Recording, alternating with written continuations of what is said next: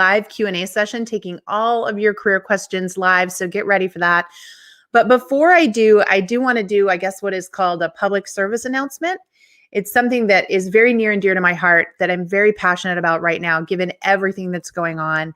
And that is that if you are somebody who has been impacted with a layoff, there's over 22 million people right now and counting who have been impacted by a layoff, then you need to know that there is one benefit you should be seeking from your employer. And I really want to talk about this idea behind using outplacement. So one thing I think everyone should be doing, and we'll take a look here, is the use of outplacement and asking for outplacement as part of their severance package, their furlough package, their layoff package, whatever you want to call it. If you have been let go, even temporarily, you should be requesting outplacement. So let's talk about why.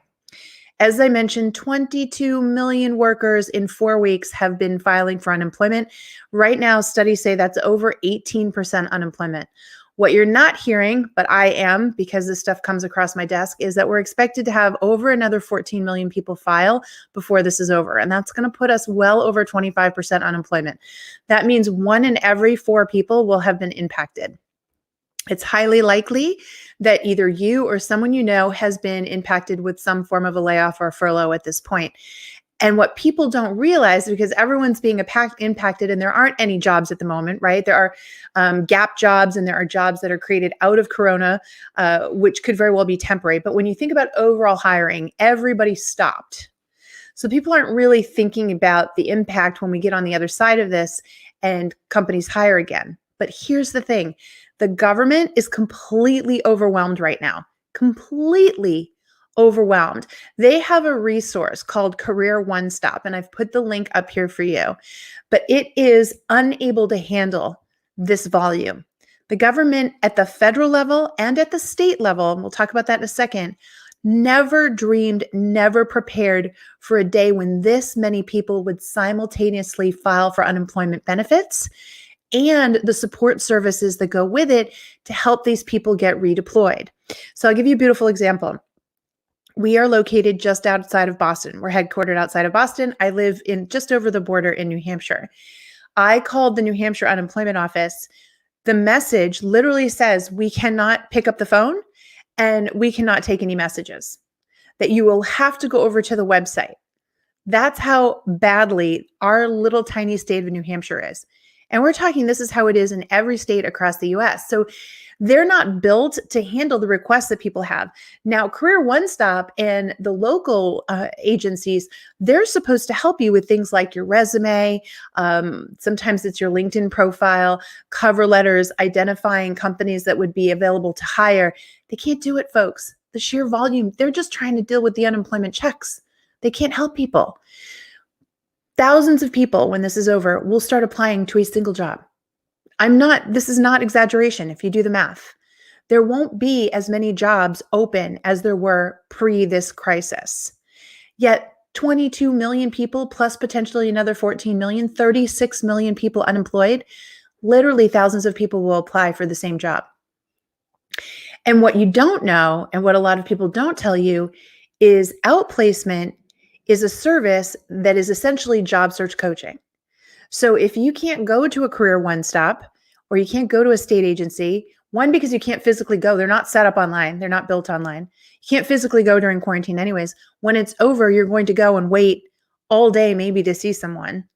So getting paid outplacement, because there are services that provide this, is something that everyone should be asking their employer for. And there are lots of outplacement agencies out there and companies partner with them. Now, who historically gets outplacement? The people that know to ask for it. So for example, executives all know to build into their contracts to get outplacement services. And the reason for that is that studies show people who get outplacement services get hired 2 times faster. 2 times faster. And why is that? Because they get things like their resume, their cover letter, their LinkedIn profile, their job search strategy, their interview prep, all squared away. They work that all out very efficiently so that when they go and start to apply, they stand out. So if you do that math, 36 million people, thousands of people applying for the same job, most people don't know what they're doing. Job search is a skill, and it's not something they teach us in school, and it's not something we proactively develop all the time. Lots of these people that are on unemployment are going to start applying have probably never been on unemployment before or had to job search the way they're about to job search. And on top of that, I want you to think about this. Imagine being on the other side of this now. You had all these employers, all these recruiters who couldn't find enough talent, right? We knew they were saying it was a job seekers market because companies were so desperate to hire talent, the unemployment rate was so low, right? Now flip it around. Recruiters and hiring managers are going to be inundated with people begging them for jobs, people trying to call in favors. You've heard us say your network is your net worth. So you have all these people calling up for their brothers, sisters, uncles, cousins. It's going to get aggressive out there. And you have to imagine being in the shoes of the people that have to do the hiring and the pressure they're going to feel. So knowing how to approach them so as not to offend, and knowing how to stand out so that you can show that you are the person for the job is going to get infinitely harder. And the resources that are supposed to be available to you through unemployment will not be there. So asking for unemployment is really important because the case that you make to the employer is it's cheaper for them. They have to pay unemployment insurance. And when a company lays off a bunch of people, the rate of that insurance that they have to pay gets increased. So if you lay off a lot of people, when you start to get your bills from the state government on unemployment insurance, the amount goes up because they had to pay out a ton on your behalf. And so you're going to pay later on. So employers want people to get to work after they leave them as quickly as possible. So that's why outplacement can help you. And you might think, okay, well, then why doesn't every company give everybody outplacement? Well, because it costs money. And for a really long time, outplacement was expensive. So you usually only gave it to, the executives or management and higher. Is that fair? No. But is it how a lot of companies historically have done it? Sure. And they said, oh, and the rest of the people can go to Career One Stop. The rest of them can use the government's resources. The government's got great resources. I'm not slighting the government. The government can't physically handle it right now.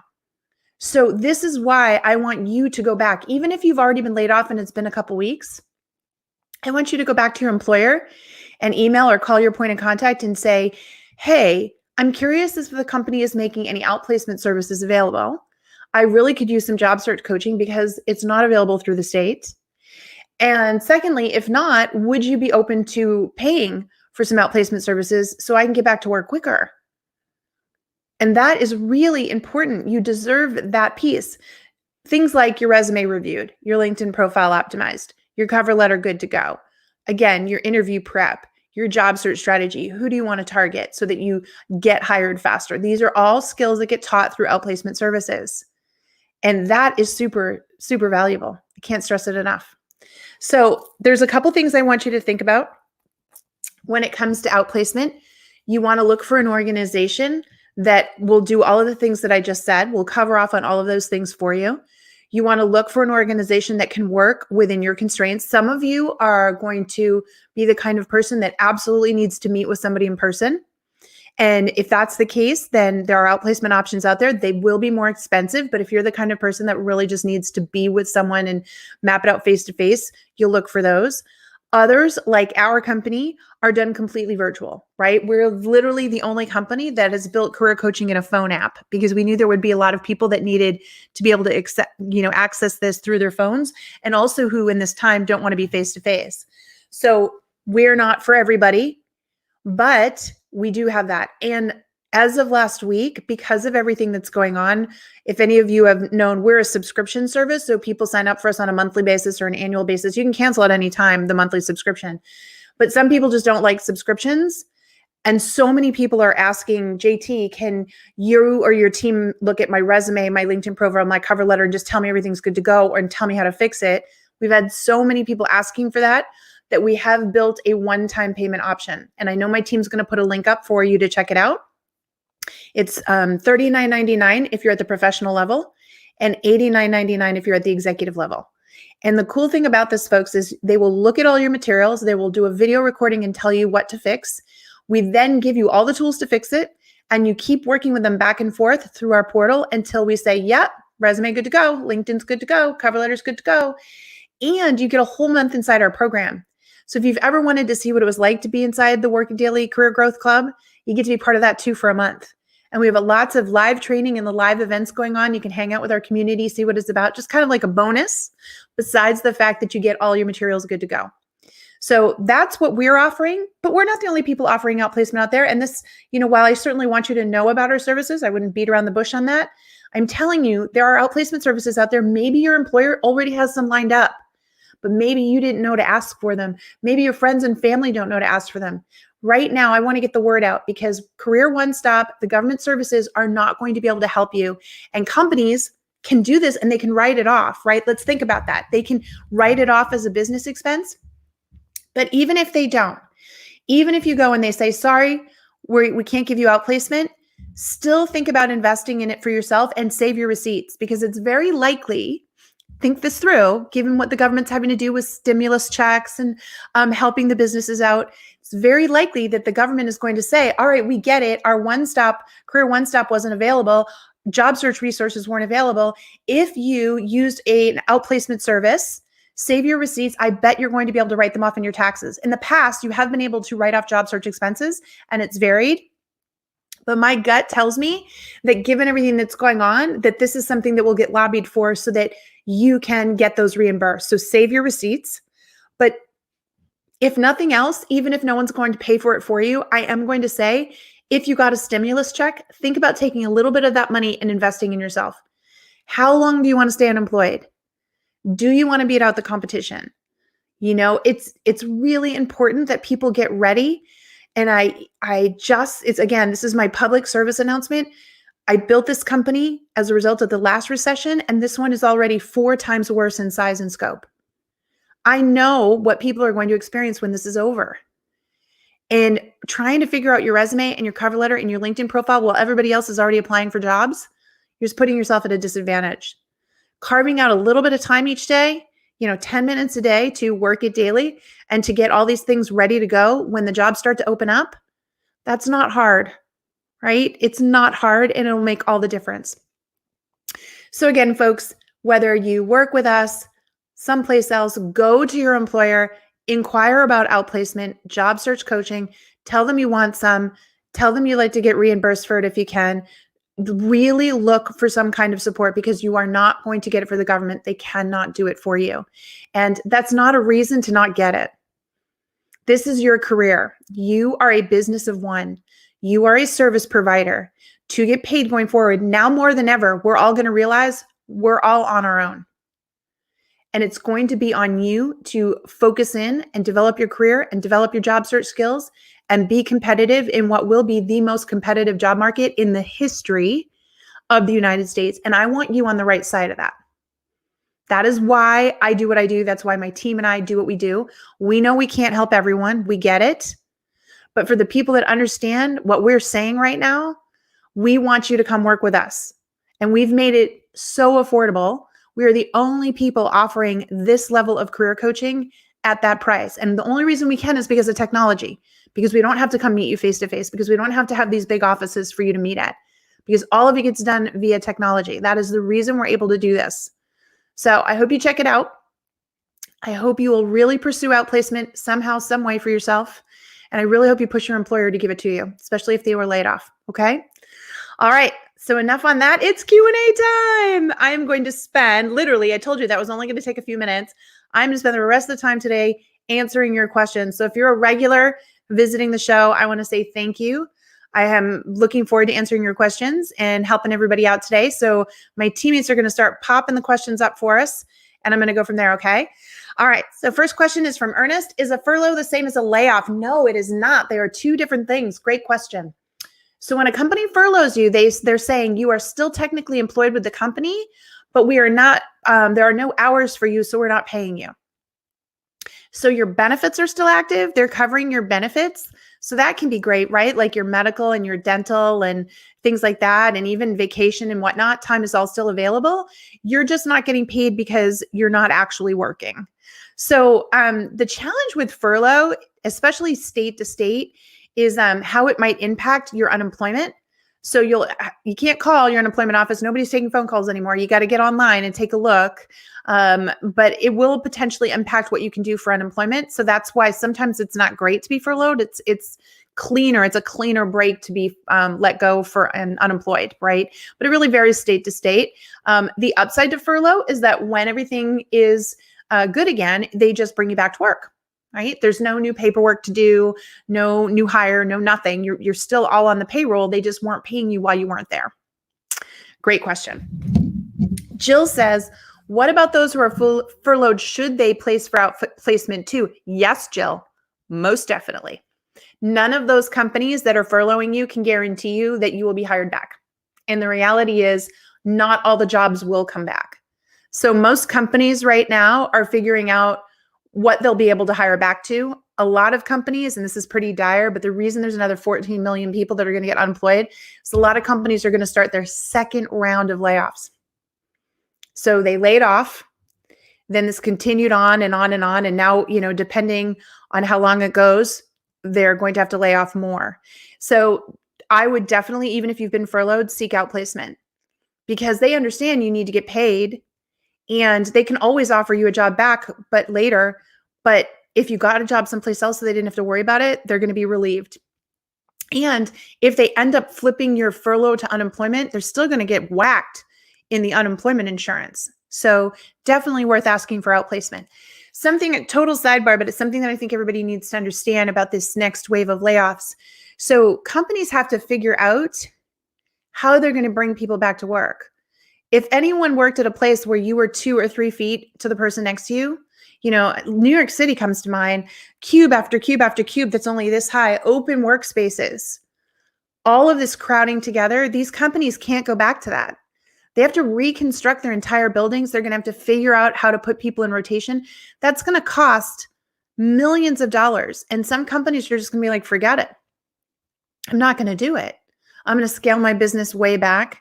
I'm going to cut the business down to profitability. I'm going to take it to half the employees that I had, and we'll figure it out from there. So there's very long-term ramifications to this. It's not like it's going to come to an end and we're going to go back to business as usual and everybody's going to go back to these crowded offices. Everything has to be revamped, especially until there's some sort of cure or vaccine or whatever, so we can essentially stop the whole thing for fear that we don't have another outbreak.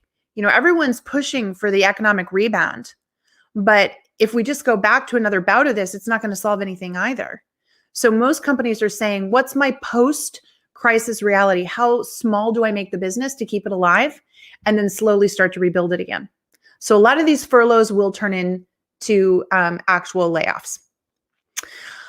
Courtney says, do you offer help changing careers? We most definitely do, Courtney. So a lot of people are self-reflecting right now. I did a whole session on this morning. Tuesday and Thursday mornings, I get inside the Work It Daily platform. What we're doing here right now, I just do for our members. We hang out and connect. And we had this deep discussion today about out of this will come something called the passion economy. And a lot of people are going to career change because there's no more keeping up with the Joneses after this. Everyone's got a level set right now. If there was ever a time to rethink your entire career strategy, it's now, right? Maybe you've decided you don't even want a career or a calling anymore. You just want a job and you want that job to pay the bills so that you can build a hobby career. And again, passion industry, build out my next career move. All of that is going to seem so much more viable after this because no one would slight you for that. Whereas before, where we were all worried about, oh, what do they think? And, I have to be on a certain track. And, I love that people go, well, I went to college, so everybody expects me to do this and do that. All that's gone now. We can do whatever we want to do and no one will judge. So there's a huge opportunity to redo your career after this crisis, for sure. Paige says, I'm applying for internal sales and marketing positions with my industry. It's 100% by phone. Is it better to have a job even though it's a huge step back professionally and financially? I need a job regardless, but not have a negative perception to recruiters and hiring managers. So I get asked this question a lot. We work with so many recruiters and hiring managers. What are they going to think of me if I take a job right now and it's different? They're going to think that you wanted to pay your bills. There is nothing wrong with that. Also, in our program, Work It Daily, we show you how to set up your resume so that those gap jobs, those pay the bill jobs that aren't necessarily relevant to the career you want to go in, they go in a different part of your resume, the additional experience section. And there's a whole way that you frame that section out. And that just shows them that, look, I wasn't idle. I needed a job to pay the bills. There's no shame in that. There will be no shame in that. Honestly, I'll tell you a funny thing. It was way worse to do that pre-COVID because it was such low unemployment. Everybody assumed you should have your dream job because, there was a talent shortage. So doing those kinds of gap jobs were suspect. Now they're going to be a sign of grit. They're going to be a sign of somebody who is smart enough and doesn't have an ego and knows that they need to do what they need to do. Plus, you're going to meet some really interesting people, by the way, folks. You're going to go to these jobs and meet all sorts of people that would have never done these jobs previously. Your network's really going to expand. Nobody thinks about that, how much networking is going to shift too. Okay, question from a YouTuber. I have an interview on Friday for a job that's a significant step up from my current position. Classroom teaching to instructional coaching. How can I be competitive with no experience?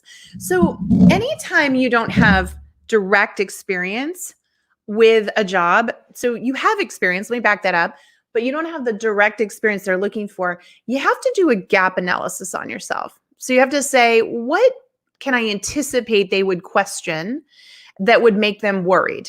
So sometimes we call it a SWOT analysis in business: strengths, weaknesses, opportunities, threats. So you want to balance this out. You want to look at all the things that make you good for this role and the things that you perceive might make you less qualified for that role. And then what you want to ask yourself is, how do I show them examples of places where I've done something similar or have some experience that in my mind is going to help me close that gap, that, minimize that weakness, minimize that threat that they might have. So that's really, really important that you in advance think through the specific examples, not just, oh, I don't have the exact experience, but why are they asking for that experience? And what could potentially happen by you not having that experience? You've got to think 2 steps ahead. So if you're going into instructional coaching, they might say, well, you know how to put together a class for yourself, and you know how to teach for yourself, but do you know how to coach others how to teach, especially if they have a different style than you? If they approach something differently than you, if they're more visual than verbal, et cetera, et cetera. See what I mean? To me, while that could be seen as a weakness or a threat, how do you flip it around to an opportunity? You might say, well, there have been times where I've had to teach people differently than myself, and here's what I've done to overcome it. Here's what I would do in instructional design. See what I'm saying? The other thing you want to think about is, what does the person who has a lot of experience in this area, right? How could that work against them? Because that also isn't perfect. If somebody has a lot of experience, they could be set in their ways. They could have bad habits. They could be wedded to certain ideals. So how do you play up to them the fact that I have no bad habits? I've got the basic skills and the experience. I can see how I can turn those into opportunities, but I also don't have so much experience that I'm going to be opinionated or difficult or bring bad habits here. So play up to those strengths as well. Do your homework, think it through. So this is a big part of job coaching, just to bring it back to that example, folks. Most people looking for work don't think that far ahead. They don't think about what the hiring managers would be looking for and why. I'll give you a great example. In our program, we teach you all about the different buyers. So when you are getting hired, right, you're a business of one selling your services, you interview with different people. Each person in the interview process has a different role. It's their job to evaluate you on something different. So some of them are evaluating you on whether or not you'll fit the culture. Some are evaluating on whether or not you can actually do the work. Some are evaluating what you'd be like to collaborate with, because if you're not good to collaborate with, then you're going to hurt their jobs, even though they're in a different department. There's all these different factors that you need to think about. And so we teach people the 4 buyers and how to look for them and identify them, and then say, SWOT analysis: strengths, weaknesses, opportunities, threats. What might they be concerned about? What strengths can I play to? How can I overcome their objections, right? There's a strategy here. This is sales strategy. And failing to think about this stuff puts you at a disadvantage. So the mere fact that you asked that question, by the way, compliments to you, means you understand that there's complexity there. And hopefully that gave you some insight in how to do that.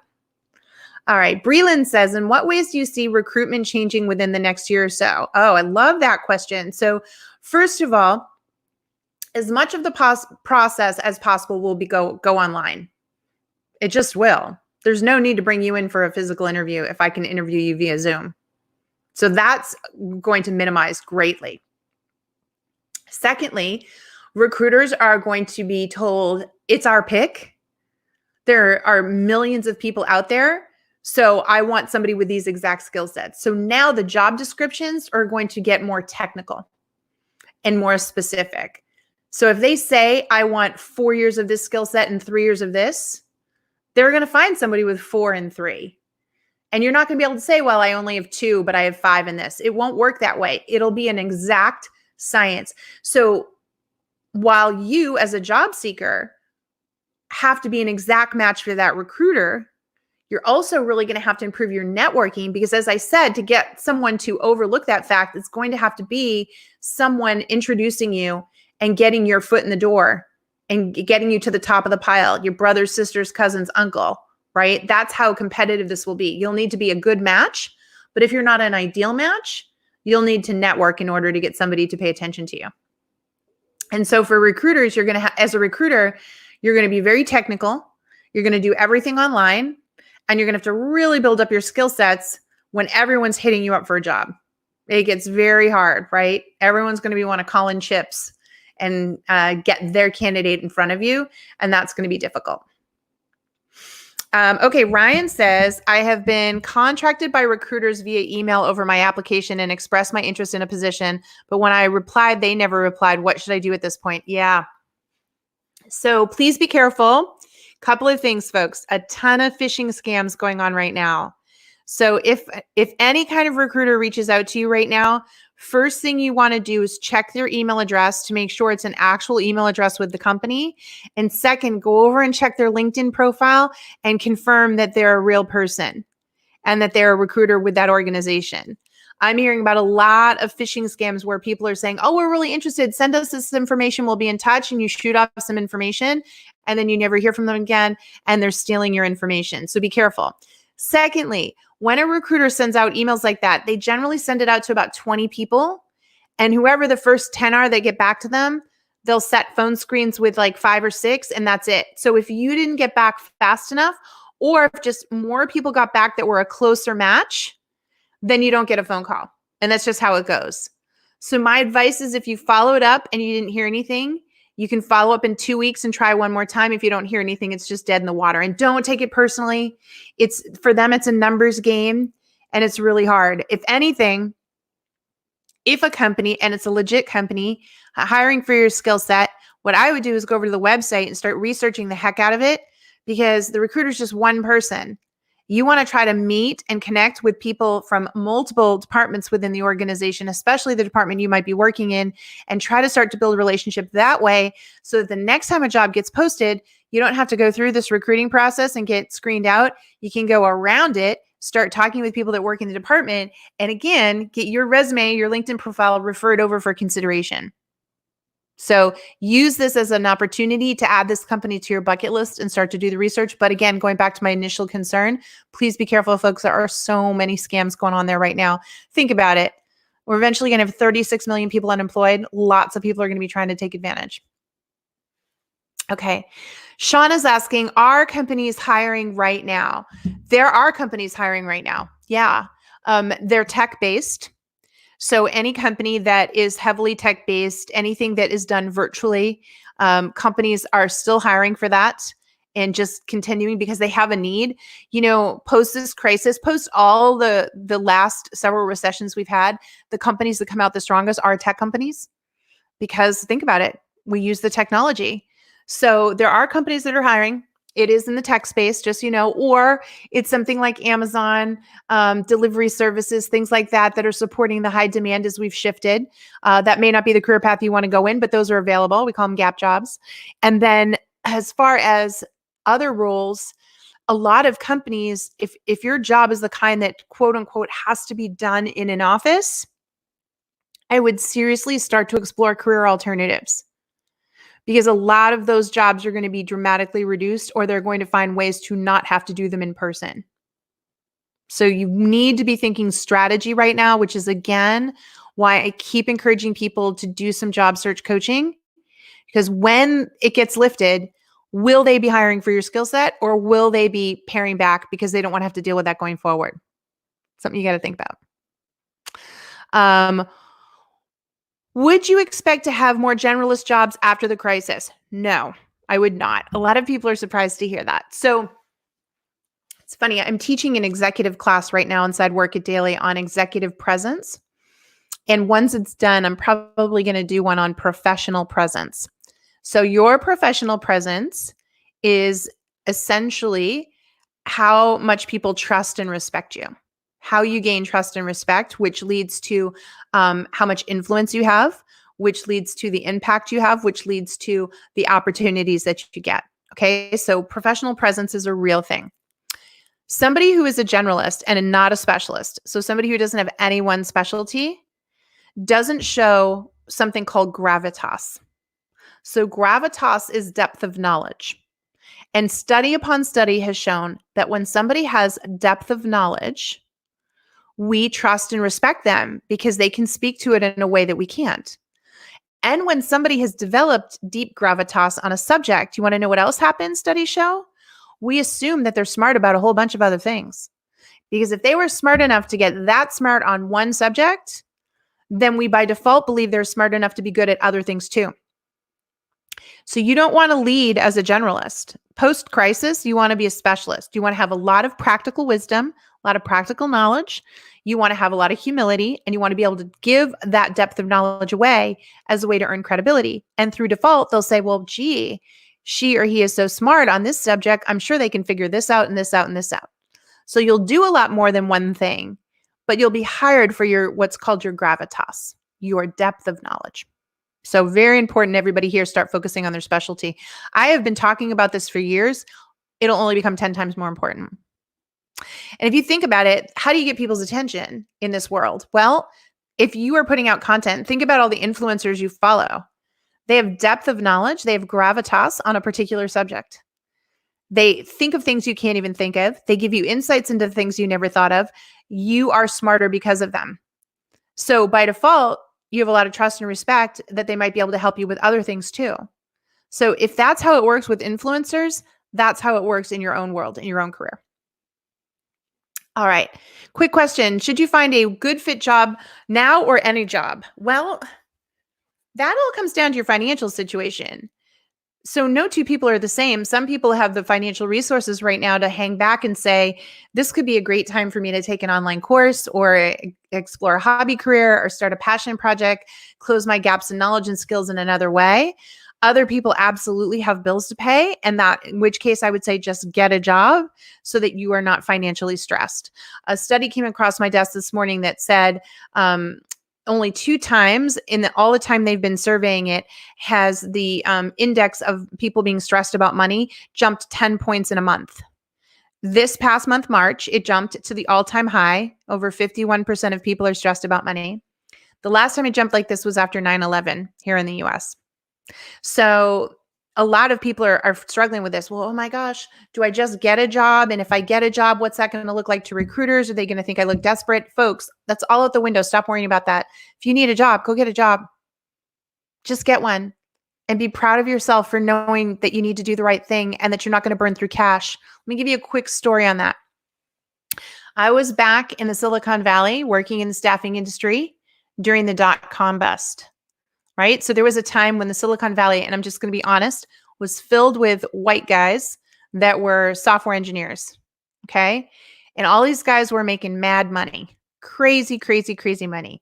Remember one time, this firm that we were working with, staffing company, they had one programmer, he had this special skill and they needed him so badly that he could request anything he wanted. He asked for a huge signing bonus and he asked for his own office with no windows and a locked door.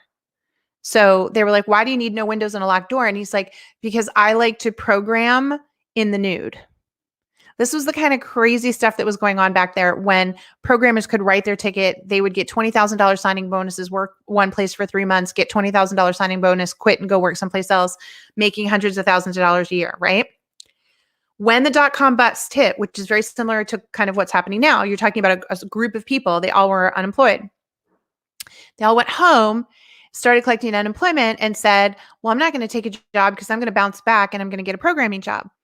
And then they all wanted the same salary they had. They were like, okay, well, I guess I won't get the bonuses anymore, but I was working at this much per hour. I need to make the same thing. So they all sat around and waited.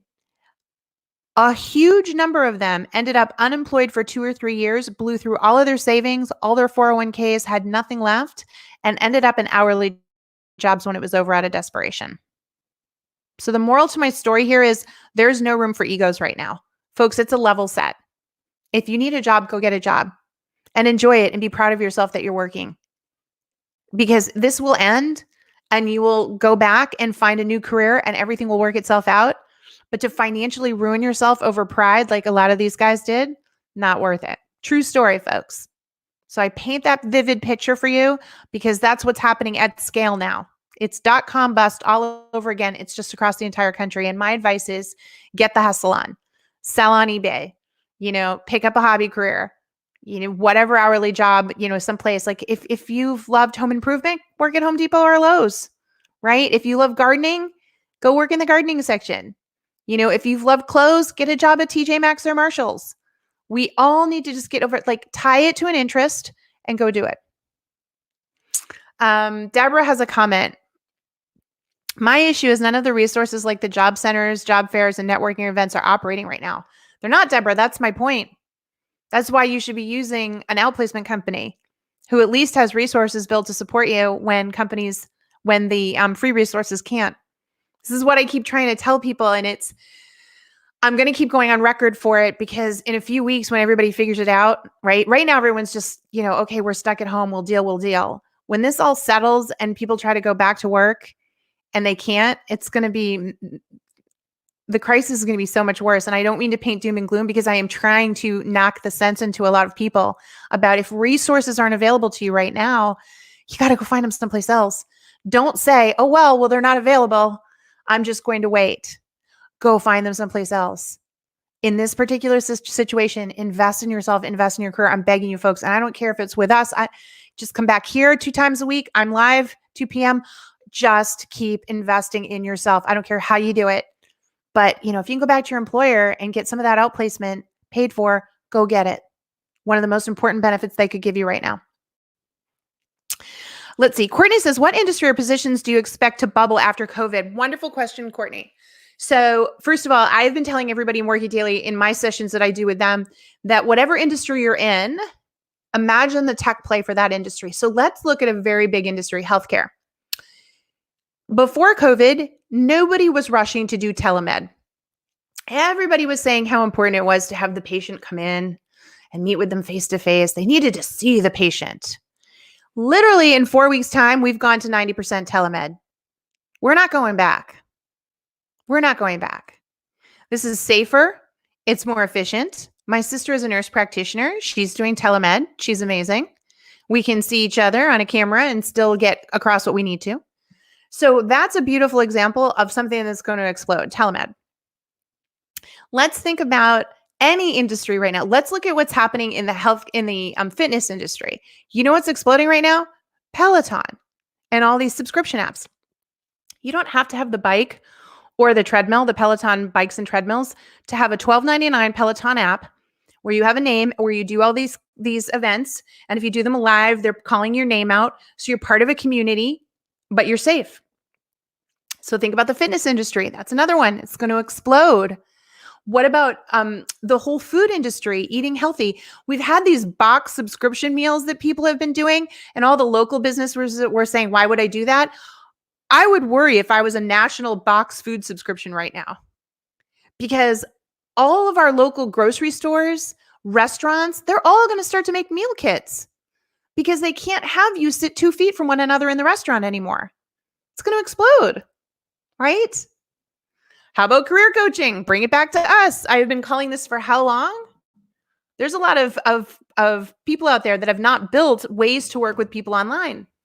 All of that's going to change. Anything community driven, any kind of meeting that used to happen, any kind of event that was more than 10 people, they're going to have to build a tech way to do that. So my advice to you is whatever your industry is, and we were playing this game this week, what are all the things that happen with more than 10 people? What are all the things that happen that require close contact? How will those change, and where's the opportunity? Every single industry is literally going to have opportunity. There's going to be all sorts of products and services as a result of flying and hotels and, events, concerts, all this stuff. We have to figure all this stuff out, working, just everything.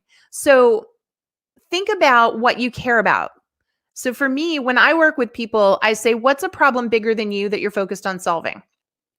And when I say bigger than you, I'm not saying you want to be Mother Teresa and you want to change the world. That isn't for everyone. I'm just saying, what's something you love to do?